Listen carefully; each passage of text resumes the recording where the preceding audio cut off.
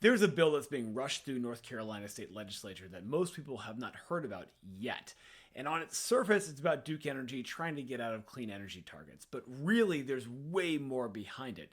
Duke Energy is trying to stick us, customers in North Carolina, with billions of dollars in costs for stuff that may never even be built. And it's all about nuclear power. Okay, this gets a little complicated, but stick with me. Senate Bill 261 is sponsored by two very powerful Republican state senators. One is Phil Berger, the Senate president. He's the leader of the Republican caucus in the Senate, very big deal.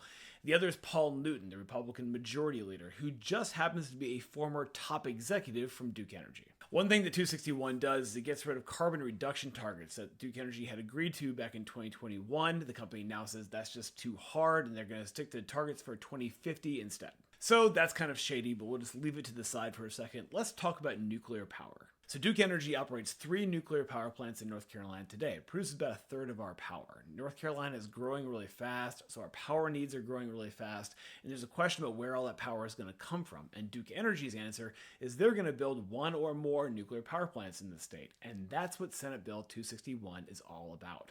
See, the problem that nuclear runs into is that building nuclear power plants is incredibly expensive. In the last 45 years, only 2 nuclear power plants have been built in the entire United States because construction costs are just so high. In fact, it's impossible to say with any confidence what a nuclear power plant will cost because the reality is that no one knows until it's finished. There's no such thing as an off-the-shelf nuclear reactor. Every single project is a custom job.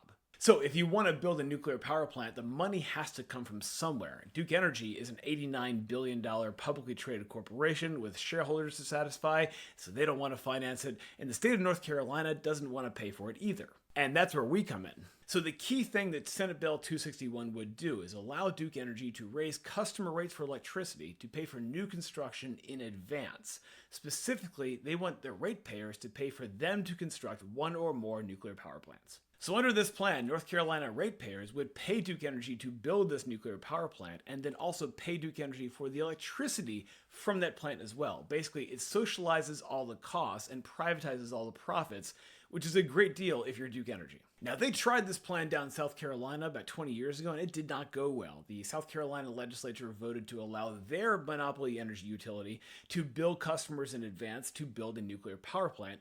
Fast forward to 2017, they spent $9 billion on a plant that went nowhere, abandoned it, and did not produce a single watt of electricity. And by the way, South Carolina residents will be saddled with those bad debts for years to come. Down in Georgia, they also tried this scheme, and they did finally construct a working nuclear power plant, but it was double the cost they estimated, years overdue, and required a huge amount of investment from the federal government, including from the Biden administration, just to get it over the finish line. And that scenario is just fine if you're Duke Energy. Duke Energy gets paid whether the project is successful or not, but North Carolina customers could be left on the hook for billions of dollars if their project spirals out of control. Nuclear power is great in a lot of ways, but the plants are just so incredibly expensive to build they wash out a lot of the affordability benefits. Now, we do have other ways of generating electricity. Solar and wind power are highly effective, very reliable, and super cheap to build. They're off-the-shelf technology, but the problem is that those technologies would break Duke Energy's business model.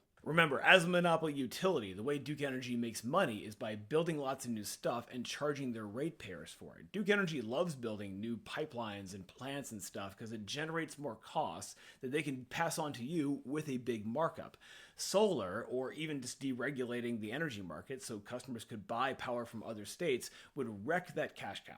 Duke Energy raises its quarterly dividend to shareholders every single year, and they're not going to give that up to sell you cheap electricity. Duke Energy is one of the biggest spenders on lobbying and campaign contributions in our state legislature every single year, and this is the reason why. They're investing money for a return. Nearly all the Republicans in the legislature are going to vote for this bill, and most of the Democrats are opposed, but not all of them. In the state Senate, 3 Democrats voted yes for it, and I'm going to list them down in the comments. So this is how the sausage is made. We'll keep you updated.